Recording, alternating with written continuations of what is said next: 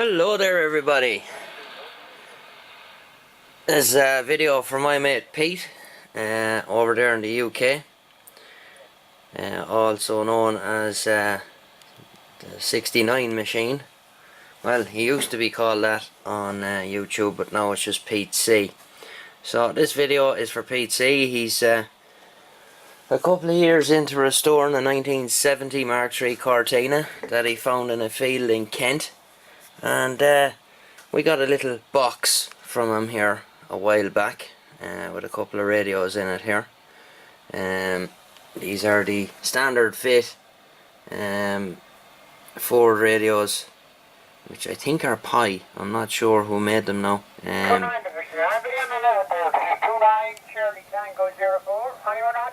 Be quiet.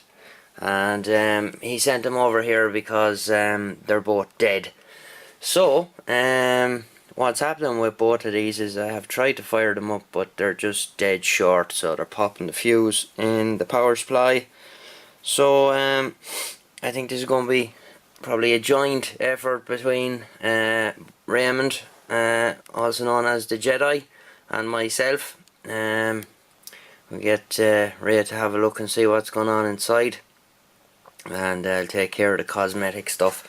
I'm going to assume, Pete, that this one is from Swampy because it's absolutely manky compared to that one. The cases are all very, kind of, it looks like it's weathered, from being in a car that's been sat in a field for 20 odd years. So I'm going to assume that this is the one out of Swampy, and this is from.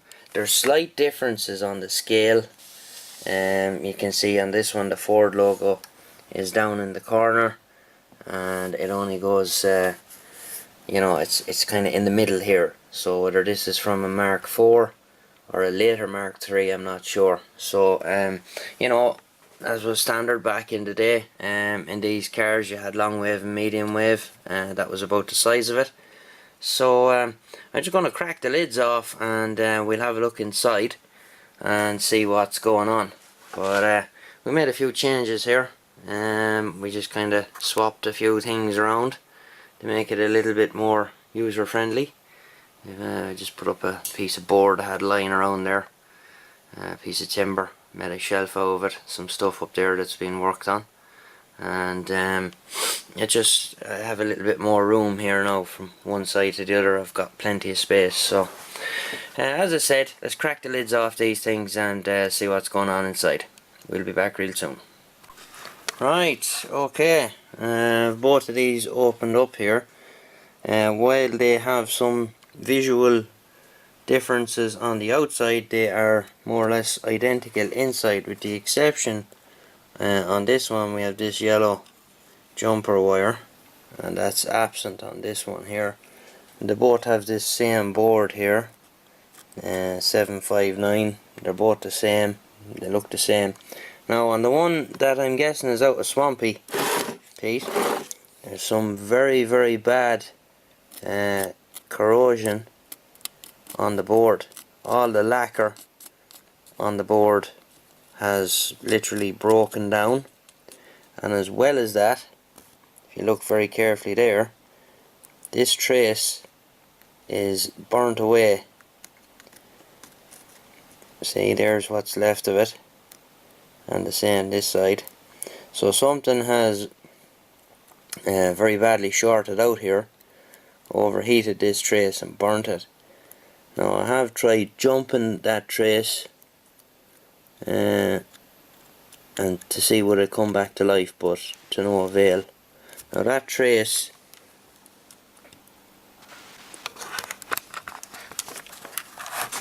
now if you look here, this yellow jumper from here to here, it's the same trace. So on this board it's this one and this one, okay? So it's the same trace that's actually burnt. Now if you look at this one, Pete, you can see, let's pull this out of the way,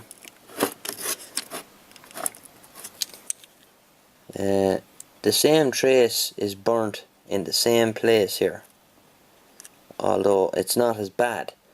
Now, what I'd say we're dealing with here is it's a common problem with these radios that is causing this trace to burn out. Now, I'm not sure, I don't know a whole pile about these things. I know Ray has done a good few of them for classic car guys that he knows. Now, as to whether this one is going to be salvageable or not, I don't know. The original radio out of Swampy. Well, this one is not as bad inside. It has some very strange looking corrosion on the board. Whether it's corrosive or conducting now, I'm not sure. We'll have to have a look into that and see. There's quite a bit of that dotted around the place on the cleaner radio,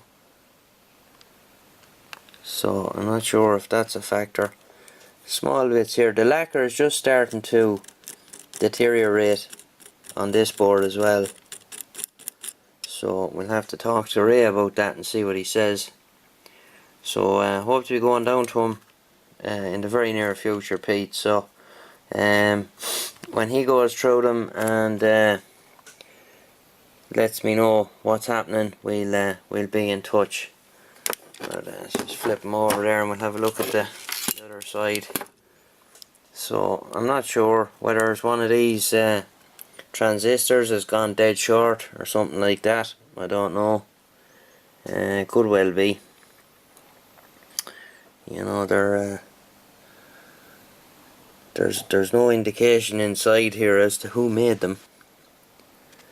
But I think from a conversation we had before with you, Pete, I think you said the word pi or something. I'm not sure. So we'll have to try and locate a schematic for Ray and let him do his thing. And then when they come back here, I'll do my thing and clean them up and whatnot. But I tell you, these are quite heavy. These are about 3 to 4 pounds in weight each. I'd say for our metric friends, we're well over 1 kilo each. They're quite heavy, but they both seem to be suffering from the same problem, i.e. they're dead short, the two of them.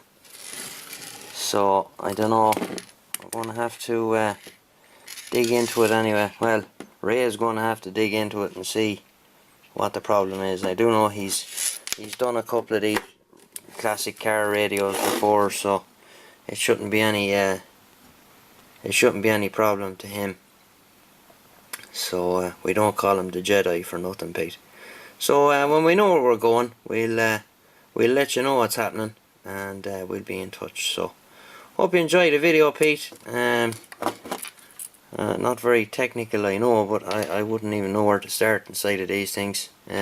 Various bits and pieces look familiar, but an awful lot different than the stuff I'm used to fiddling with. That corrosion is very strange. I don't know what the deal is with that, but I'm quite confident in saying that this is the one belonging to Swampy. And again, you can see the damage here on this trace, but on the other one it's done, it's just been linked out. It's been linked out with this piece of yellow wire. As to whether that was done in the factory or it was repaired by somebody else, I don't know. So that's where it sits for now, P. And we'll have to get the master to wave his magic iron over these things and get them working. Should be no problem to him to get both of them fixed up. Then we'll clean them up and do whatever else needs to be done and ship them back to you. So thanks for watching. We'll be back soon.